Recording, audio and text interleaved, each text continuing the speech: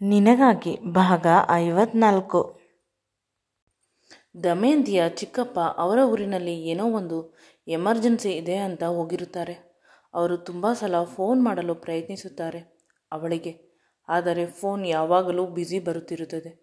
ಪುನಃ ಅವಳೇ ಮಾಡುತ್ತಾಳೆ ಅಂತ ಸುಮ್ಮನಾಗುತ್ತಾರೆ. ಅವರ ಚಿಕ್ಕಮ್ಮ ನೆಮ್ಮದಿಯಾಗಿ ನಿದ್ರೆ ಮಾಡುತ್ತಿದ್ದಾಳೆ. ಶಬ್ದ ಬರುತ್ತಿದೆ ಅನ್ನುವ ಅರಿವು ಕೂಡ ಅವಳಿಗೆ ಇರುವುದಿಲ್ಲ.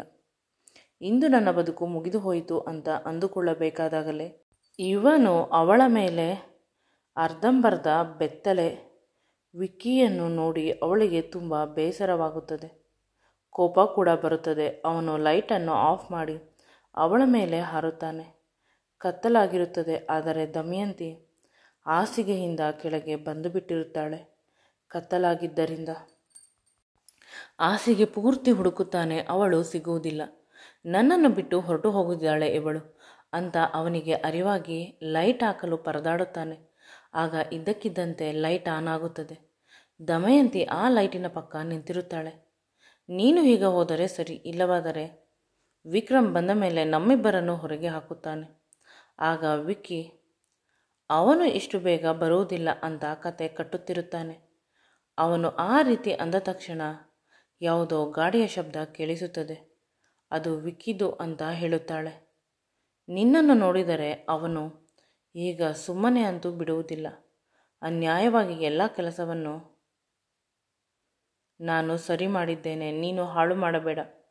ವಿಕ್ರಮ್ ಮನೆಯೊಳಗಡೆ ಬಂದ ತಕ್ಷಣ ನೀನು ಟೆರೇಸಿಂದ ಹೋಗು, ನನಗೆ ಗೊತ್ತಿಲ್ಲ ಅಂತ ಹೇಳುತ್ತಾಳೆ. ರೂಮಿನ ಚಿಲಕ ಹಾಕಿ ಹೊರಗೆ ಹೋಗುತ್ತಾಳೆ. ಮನಸ್ಸಿಗೆ ಧೈರ್ಯ ಬಂತು. ವಿಕ್ರಮ್ ಬಂದಿದ್ದಾನೆ. ಇನ್ನು ನಾನು ಭಯಪಡುವ ವಿಷಯವೇ ಇಲ್ಲ. ಆದರೂ ಅವನು ಸರಿ ಮಾಡುತ್ತಾನೆ. ಸೈಲೆಂಟಾಗಿ ವಿಕ್ಕಿ ಹೊರಟು ಹೋಗಿದ್ದರೆ ಸರಿ, ಇಲ್ಲವಾದರೆ ವಿಕ್ರಮ್ ಅವನನ್ನು ಸುಮ್ಮನೆ ಬಿಡುವುದಿಲ್ಲ. ನಾನು ಈ ವಿಷಯವನ್ನು ದೊಡ್ಡದು ಮಾಡುವುದಿಲ್ಲ. ವಿಕ್ಕಿ ಏನಾದರೂ ನನಗೆ ಬ್ಲ್ಯಾಕ್ಮೇಲ್ ಮಾಡಿದರೆ, ನನಗೆ ತೊಂದರೆ ಕೊಟ್ಟರೆ ಮಾತ್ರ ವಿಕ್ರಮ್ಗೆ ಈ ವಿಷಯದ ಬಗ್ಗೆ ತಿಳಿಸುವುದು. ಇಲ್ಲವಾದರೆ ನಾನು ತಿಳಿಸುವುದಿಲ್ಲ. ಅವನಿಗೆ ಬೇಸರ ಮಾಡಬಾರದು. ನಾನು ತುಂಬ ಸ್ಟ್ರಾಂಗ್. ಅವನಿಗೆ ಸಪೋರ್ಟ್ ಪಿಲ್ಲರ್ ಆಗಿರಬೇಕೇ ಹೊರತು ಕಷ್ಟ ಕೊಡುವ ಹೆಂಡತಿ ಆಗಬಾರದು. ನನ್ನ ಹಳೆಯ ಪ್ರೇಮಿ ಬಂದು ಈಗ ಕಷ್ಟ ಕೊಡುತ್ತಿದ್ದಾನೆ. ಅದರಿಂದ ನನ್ನ ಗಂಡನ ನೆಮ್ಮದಿ ಹಾಳಾಗಬಾರದು. ನಾನು ಮಾಡಿದ್ದನ್ನು ನಾನೇ ಅನುಭವಿಸಬೇಕು. ಅವಳಿಗೆ ಯಾವಾಗಲೂ ಒಂದು ಪಶ್ಚಾತ್ತಾಪದ ಭಾವನೆ ಇರುತ್ತದೆ. ತಾನು ವಿಕ್ರಮ್ಗೆ ಮೋಸ ಮಾಡಿದ್ದೇನೆ. ನನಗೆ ತಿಳಿಯದೆ ಮಾಡಿದ್ದರೂ ಕೂಡ ತಪ್ಪೇ. ಗೊತ್ತಿದ್ದು ಮಾಡಿದರೂ ಗೊತ್ತಿಲ್ಲದೆ ಮಾಡಿದರೂ ತಪ್ಪೆ. ಅದಕ್ಕಾಗಿ ಜೀವನ ಪರ್ಯಂತ ಅವರ ಕಾಲಿನ ಕೆಳಗಡೆ ಇರಬೇಕು. ನಾನು ಅವರು ಹೇಗೆ ಹೇಳಿದರೆ ಹಾಗೆ ಕೇಳುತ್ತೇನೆ ಅಂತ ತನಗೆ ತಾನೇ ಸಂಕಲ್ಪ ಮಾಡಿಕೊಂಡಳು. ಬಾಗಿಲನ್ನು ತೆಗೆದು ವಿಕ್ರಮ್ ಕಾರಿನಿಂದ ಇಳಿಯುವುದರ ಒಳಗೆ ಇವಳು ಓಡಿ ಹೋಗಿ ಅವನನ್ನು ಗಟ್ಟಿಯಾಗಿ ತಬ್ಬಿಕೊಂಡಳು. ಅವನಿಗೆ ಖುಷಿಯಾಯಿತು. ನನ್ನ ಹೆಂಡತಿ ನಾನು ಬರುತ್ತಿರುವುದನ್ನು ಕಾಯುತ್ತಿದ್ದಳು ಅಂತ ಅನಿಸುತ್ತದೆ. ಪ್ರತಿದಿನ ಇದೇ ರೀತಿ ನನಗೆ ವೆಲ್ಕಮ್ ಮಾಡಿದ್ದರೆ ನಾನು ಇನ್ನೂ ಬೇಗ ಬರುತ್ತೇನೆ. ಮೀಟಿಂಗ್ಗಳನ್ನು ಮನೆಯಲ್ಲೇ ಇಟ್ಟುಕೊಂಡು ಬಿಡುತ್ತೇನೆ. ಆಫೀಸ್ಗೆ ವಾರಕ್ಕೆ 1-2 ಬಾರಿ ಹೋಗುತ್ತೇನೆ ಅಷ್ಟೇ ಅಂತ ಮನಸ್ಸಿನಲ್ಲಿ ಅಂದುಕೊಂಡ. ಅವಳ ಕೂದಲನ್ನು ನೇವರಿಸುತ್ತಿದ್ದಾನೆ. ಜಾತ್ರೆಯಲ್ಲಿ ಕಳೆದುಕೊಂಡ ಪ್ರೇಮಿ ಪುನಃ ಸಿಕ್ಕಾಗ ಸಿಗುವ ಸಂತೋಷ ಆಗುತ್ತಿದೆ. ಇನ್ನೆಂದು ಸಿಗುವುದೇ ಇಲ್ಲ ಅಂತ ಅಂದುಕೊಂಡವರು ಪುನಃ ಸಿಕ್ಕಾಗ ಸಿಗುವ ಆನಂದ. ಎಲ್ಲಕ್ಕಿಂತ ಹೆಚ್ಚಿಗೆ ವಿಕ್ಕಿಯಂಥ ಕೆಟ್ಟ ಮನುಷ್ಯನಿಂದ ನನ್ನನ್ನು ಕಾಪಾಡಲು ಸರಿಯಾದ ಸಮಯಕ್ಕೆ ಬಂದಿದ್ದಕ್ಕೆ. ಈ ಸಮಯದಲ್ಲಿ ನನಗೆ ವಿಕ್ರಮ್ನ ಎಮೋಷ್ನಲ್ ಸಪೋರ್ಟ್ ಬೇಕು. ನಾನು ತುಂಬ ಕಷ್ಟಪಟ್ಟಿದ್ದೇನೆ. ವಿಕ್ಕಿ ನನ್ನ ಜೊತೆ ಇದ್ದ ಅಷ್ಟು ಹೊತ್ತು ಮಾತನಾಡಬೇಕಾದಾಗ ತಲೆ ಸಿಡಿಯುತ್ತಿತ್ತು. ನನ್ನನ್ನು ನಾನು ತುಂಬ ಕಂಟ್ರೋಲ್ ಮಾಡಿಕೊಳ್ಳುತ್ತಿದ್ದೆ. ಆದರೆ ವಿಕ್ರಮ್ನನ್ನು ನಾನು ತಬ್ಬಿಕೊಂಡ ನಂತರ ಒಂದು ರೀತಿಯ ಶಾಂತಿ ಮನಸ್ಸಿಗೆ ಸಿಗುತ್ತದೆ. ನನ್ನ ಸೇಫೆಸ್ಟ್ ಪ್ಲೇಸ್ ಇದೆ. ನನ್ನ ವಿಕ್ರಮ್ ಅಂತ ಅವನನ್ನು ಇನ್ನೂ ಗಟ್ಟಿಯಾಗಿ ತಬ್ಬಿಕೊಳ್ಳುತ್ತಿದ್ದಾಳೆ. ಹುಟ್ಟಿದ ದಿನದಿಂದ ಇಲ್ಲಿಯವರೆಗೂ ಕೂಡ ನನಗೆ ಯಾರ ಜೊತೆಯಲ್ಲೂ ಇಷ್ಟೊಂದು ಒಳ್ಳೆಯ ಬಾಂಧವ್ಯ ಬೆಳೆದಿರಲಿಲ್ಲ.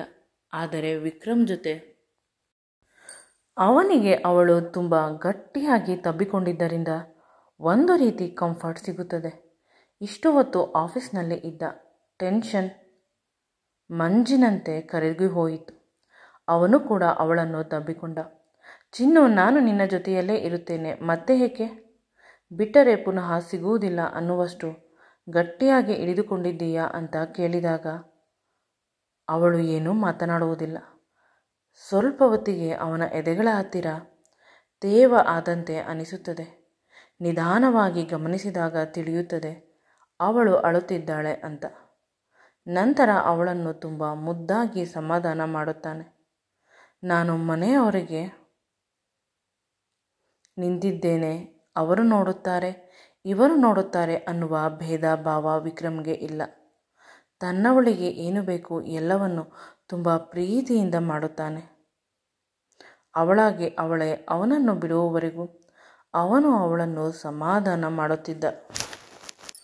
ಅವಳು ಅವನ ಕಣ್ಣುಗಳನ್ನು ನೋಡುತ್ತಾಳೆ. ಅಲ್ಲಿ ಆಸೆ, ಪ್ರೀತಿ, ಅವಳ ಬಗ್ಗೆ ಕಾಳಜಿ ಅತಿಯಾಗಿ ಇರುತ್ತದೆ. ಅವಳ ಕೈಗಳನ್ನು ಹಿಡಿದುಕೊಳ್ಳುತ್ತಾನೆ. ಯಾಕೆ, ತುಂಬ ಹೆದರಿಕೊಂಡಿದ್ದೀಯಾ ಅಂತ ನನಗೆ ಅನಿಸುತ್ತದೆ. ಏನಾದರೂ ಸಮಸ್ಯೆ ಇದೆಯಾ? ಇದ್ದರೆ ಹೇಳು. ಯಾರು ಏನೇ ತೊಂದರೆ ಕೊಟ್ಟಿದ್ದರೂ ನಾನು ಅವರನ್ನು ಸುಮ್ಮನೆ ಬಿಡುವುದಿಲ್ಲ ಅಂತ ಅವನು ಮಾತನಾಡಿದಾಗ ಇವಳಿಗೆ ನಿಜವಾಗಲೂ ಭಯವಾಗುತ್ತದೆ. ಅಕಸ್ಮಾತ್ ವಿಕ್ರಮ್ ನನ್ನ ವಿಷಯದಲ್ಲಿ ಮುಖಾಮುಖಿ ಆದರೆ, ವಿಕ್ಕಿ, ನಾನು ಅವಳನ್ನು ಇದೇ ರೀತಿ ಅನುಭವಿಸಿದ್ದೆ, ದೇಹದ ಈ ಅಂಗವನ್ನು ಈ ರೀತಿ ಮುತ್ತು ಕೊಟ್ಟಿದ್ದೆ, ತಬ್ಬಿಕೊಂಡಿದ್ದೆ ಅಂತ ಹೇಳುತ್ತಾನೆ. ವಿಕ್ರಮ್ಗೆ ಬೇಸರವಾಗುತ್ತದೆ. ಅದಕ್ಕೆ ಎಂದೂ ಕೂಡ ಅವರಿಬ್ಬರು ಸಿಗುವಂತೆ ನಾನು ಮಾಡುವುದಿಲ್ಲ. ಪದೇ ಪದೇ ವಿಕ್ರಮ್ ಏನಾಯಿತು ಅಂತ ಕೇಳಿದಾಗ ಅವಳು ಮಲಗಿದ್ದೆ, ಕೆಟ್ಟ ಕನಸು ಬಂತು, ಅಷ್ಟರಲ್ಲಿ ನೀವು ಬಂದಿರಿ ಅಲ್ಲವೇ, ಅದಕ್ಕೆ ನಾನೂ ಬಂದೆ. ಎಲ್ಲರೂ ಹೇಗೆ ಇದ್ದೀರಾ? ನಿಮ್ಮ ಅಕ್ಕ ಹುಷಾರಾದರ ಅಂತ ಕೇಳಿದಾಗ ಹುಷಾರಾಗಿದ್ದಾಳೆ, ಈಗ ಪರವಾಗಿಲ್ಲ, ಎಲ್ಲರೂ ಮಲಗಿದ್ದಾರೆ ಅಂತ ಹೇಳಿದಳು. ನೀನು ಊಟ ಮಾಡಿದ ಅಂತ ಅವನು ಕೇಳಿದಾಗ ಇಲ್ಲ. ವಿಕ್ರಮ್ ಕೂಡ ನಾನು ಊಟ ಮಾಡಿಲ್ಲ, ತುಂಬ ಹೊಟ್ಟೆ ಹಸಿವಾಗುತ್ತಿದೆ ಅಂದಾಗ ದಮಯಂತಿ 2 ನಿಮಿಷದಲ್ಲಿ ನಿಮಗೆ ಇಷ್ಟವಾದ ಅಡಿಗೆಯನ್ನು ಬಹಳ ಬೇಗ ಅಚ್ಚುಕಟ್ಟಾಗಿ ಮಾಡಿಕೊಡುತ್ತೇನೆ, ಹೋಟೆಲ್ ಸ್ಟೈಲ್ನಲ್ಲಿ ಅಂತ ಹೇಳಿದಾಗ ವಿಕ್ರಮ್ ನಗುತ್ತಾನೆ. ನಿನ್ನ ಗಂಡನ ಹತ್ತಿರ ತುಂಬ ದುಡ್ಡಿದೆ, ಹೋಟೆಲ್ ಬಿಲ್ಲು ಕಟ್ಟುವಷ್ಟು ಅಲ್ಲ, ಹೋಟೆಲ್ ಕೊಂಡುಕೊಳ್ಳುವಷ್ಟು. ನೀನು ಏಕೆ ಅಡುಗೆ ಮಾಡುತ್ತೀಯಾ? ನಿನ್ನನ್ನು ಮದುವೆ ಆಗಿರುವುದು ರಾಣಿಯ ರೀತಿ ಇಟ್ಟುಕೊಳ್ಳಲು, ಕೆಲಸ ಮಾಡಿಸಲು ಅಲ್ಲ. ಕೆಲಸ ಮಾಡಿಸಿದರೆ ನೀನು ಸವಿದು ಹೋಗುತ್ತೀಯಾ ಅಂತ ನನ್ನ ಕೈಗಳಿಗೆ ಮುತ್ತು ಕೊಟ್ಟ. ನನಗೆ ತುಂಬ ನಾಚಿಕೆಯಾಯಿತು, ಅದರ ಜೊತೆಗೆ ಖುಷಿಯೂ ಕೂಡ.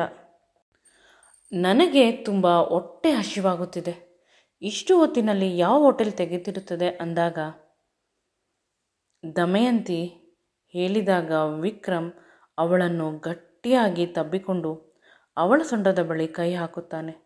ನಿನ್ನ ಗಂಡ ಯಾವಾಗ ಏನು ಬೇಕಾದರೂ ಮಾಡುತ್ತಾನೆ, ಅದು ನಿನಗೆ ಗೊತ್ತಲ್ಲ, ಬಾ ಕುಳಿತುಕೋ ಅಂತ ಕಾರಿನ ಡೋರನ್ನು ತೆಗೆಯುತ್ತಾನೆ.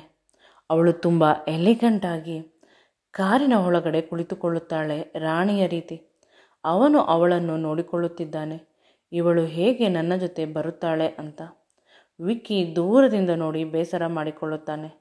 ಇಷ್ಟೊಂದು ನೋಡಿಕೊಳ್ಳುವ ಶ್ರೀಮಂತ ಗಂಡ ಇರಬೇಕಾದಾಗ ಇವಳೇಕೆ ನನ್ನ ಜೊತೆ ಬರುತ್ತಾಳೆ, ಎಲ್ಲ ನನ್ನ ಭ್ರಮೆ ಅಂತ ವಿಕ್ಕಿ ಬೇಸರ ಮಾಡಿಕೊಳ್ಳುತ್ತಾನೆ. ಏಕೆಂದರೆ ಅವನಿಗೆ 100ಕ್ಕೆ 100% ಗ್ಯಾರಂಟಿ ಇದೆ. ಅಂದು ವಿಕ್ಕಿ ಮತ್ತು ದಮಯಂತಿಯ ಮಧ್ಯೆ ಏನೂ ನಡೆದಿಲ್ಲ. ನನಗೆ ಗೊತ್ತು, ಅವಳು ತುಂಬ ಟ್ರೆಡಿಷನಲ್ ಹುಡುಗಿ ಅಂತ. ಅವಳಿಗೆ ತಿಳಿಯದೆ ನಾನು ಅವಳ ದೇಹವನ್ನು ಬಳಸಿಕೊಂಡಿದ್ದರೆ ದೊಡ್ಡ ತಪ್ಪಾಗುತ್ತಿತ್ತು. ಜೀವನದಲ್ಲಿ ಅವಳು ನನ್ನ ಮುಖವನ್ನು ನೋಡುತ್ತಿರಲಿಲ್ಲ. ಕೊನೆ ಪಕ್ಷ ಈಗ ನನ್ನ ಮೇಲೆ ಸಿಂಪತಿ ಇದೆ, ಅದನ್ನೇ ಬಳಸಿಕೊಂಡು ಬದುಕನ್ನು ಸರಿ ಮಾಡಬೇಕು ಅಂತ ವಿಕ್ಕಿ ಯೋಚಿಸುತ್ತಿದ್ದ. ಆ ರಾತ್ರಿ ಅವಳಿಗೆ ಪ್ರಜ್ಞೆ ಇರಲಿಲ್ಲ. ರೂಮಿನಲ್ಲಿ ಮಲಗಿಸಿ ಇವನು ಸೋಫಾದ ಮೇಲೆ ಮಲಗಿದ್ದನು. ಮತ್ತೆ ಒಬ್ಬಳನ್ನೇ ಬಿಟ್ಟು ಹೋದರೆ ಪುನಃ ಯಾರಾದರೂ ಇವಳನ್ನು ಅಟ್ಯಾಕ್ ಮಾಡುತ್ತಾರೆ ಅನ್ನುವ ಭಯವಿತ್ತು. ಅವಳಿಗೆ ಪ್ರಜ್ಞೆ ಇರಲಿಲ್ಲ. ಆದರೆ ಈಗ ನಿನ್ನ ಮಗು ನನ್ನ ಹೊಟ್ಟೆಯಲ್ಲಿ ಇದೆ ಅಂತ ಹೇಳುತ್ತಾಳೆ. ನಾವಿಬ್ಬರು ಸೇರಿದ್ದೇವೆ ಅಂತ ಯಾವ ಗ್ಯಾರಂಟಿ ಮೇಲೆ ಅವಳು ಹೇಳುತ್ತಾಳೆ ಅಂದರೆ ಆ ಮಗು ನನ್ನದಲ್ಲವಾದರೆ ವಿಕ್ರಮ್ದು ಇರುತ್ತದೆ. ನಾನು ಅವಳ ಪಕ್ಕ ಮಲಗಲಿಲ್ಲ.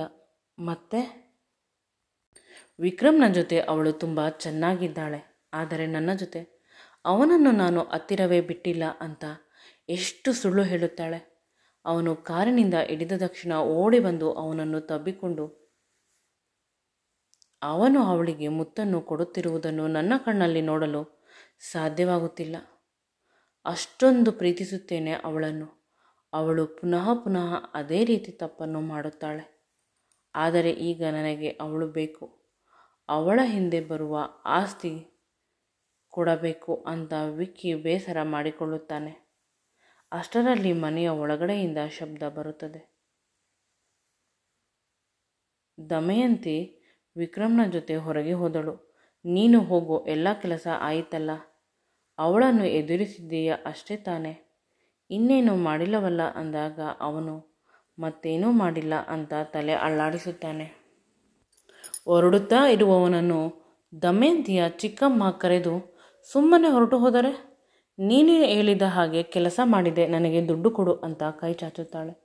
ಅವನು ಪ್ಯಾಕೆಟ್ನಿಂದ ಸ್ವಲ್ಪ ದುಡ್ಡನ್ನು ತೆಗೆದುಕೊಟ್ಟರೆ ಅವಳು ಅವನ ಪ್ಯಾಕೆಟನ್ನು ಓಪನ್ ಮಾಡಿದ ತಕ್ಷಣ ಅದನ್ನು ಕಿತ್ತುಕೊಂಡು ಓಡಿ ಹೋಗುತ್ತಾಳೆ. ಇಷ್ಟು ಚಿಕ್ಕ ಕೆಲಸಕ್ಕೆ ಇಷ್ಟೊಂದು ದುಡ್ಡ ಅಂದಾಗ ಮತ್ತೆ ನನ್ನ ದಮಯಂತಿ ಅಷ್ಟೊಂದು ಪ್ರೀಷಿಯಸ್. ಅವಳ ಗಂಡನಿಂದಲೂ ಕೂಡ ಸಂಪಾದನೆ ಮಾಡುತ್ತಿದ್ದೆ, ಈಗ ನಿನ್ನಿಂದಲೂ. ಈಗ ನನ್ನ ಫೇವ್ರೆಟ್ ಮಗಳು ನನ್ನ ದಮಯಂತಿ ಅಂತ ಹೇಳುತ್ತಾಳೆ.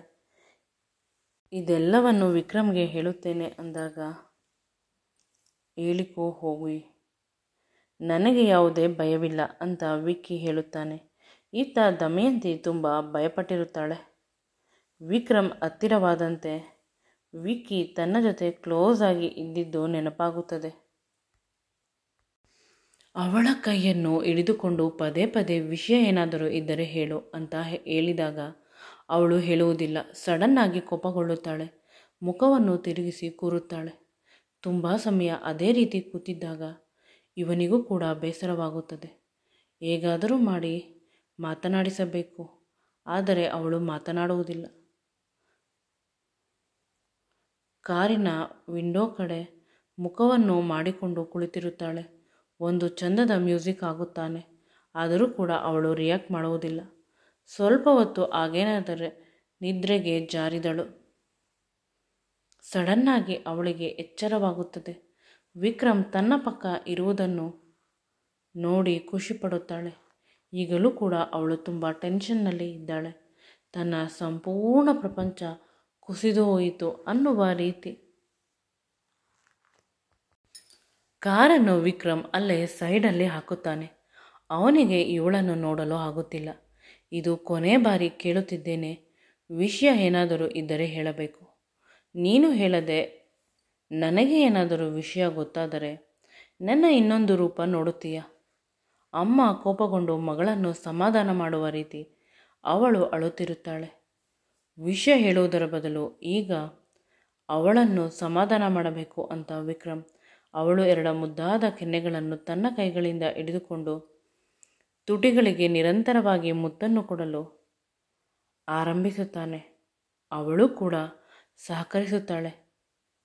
ದಮಯಂತಿಯ ಒಂದು ಪ್ಲಸ್ ಪಾಯಿಂಟ್ ಅಂದರೆ ಅವಳಿಗೆ ಈ ರೀತಿ ಟೆನ್ಷನ್ ಆದಾಗ ವಿಕ್ರಮ್ ತುಟಿಗೆ ತುಟಿ ಮುತ್ತು ಒಂದು 10 ನಿಮಿಷದವರೆಗೆ ಕೊಟ್ಟರೆ ಅವಳ ಟೆನ್ಷನ್ ಎಲ್ಲ ಮರೆತು ಹೋಗುತ್ತಾಳೆ. ಖುಷಿಯಾಗಿ ಇರುತ್ತಾಳೆ. ಈ ವಿಡಿಯೋ ನಿಮಗೆ ಇಷ್ಟವಾಗಿದ್ದಲ್ಲಿ ನನ್ನ ಚಾನಲನ್ನು ಲೈಕ್ ಮಾಡಿ, ಶೇರ್ ಮಾಡಿ ಮತ್ತು ಸಬ್ಸ್ಕ್ರೈಬ್ ಮಾಡಿ. Thank you.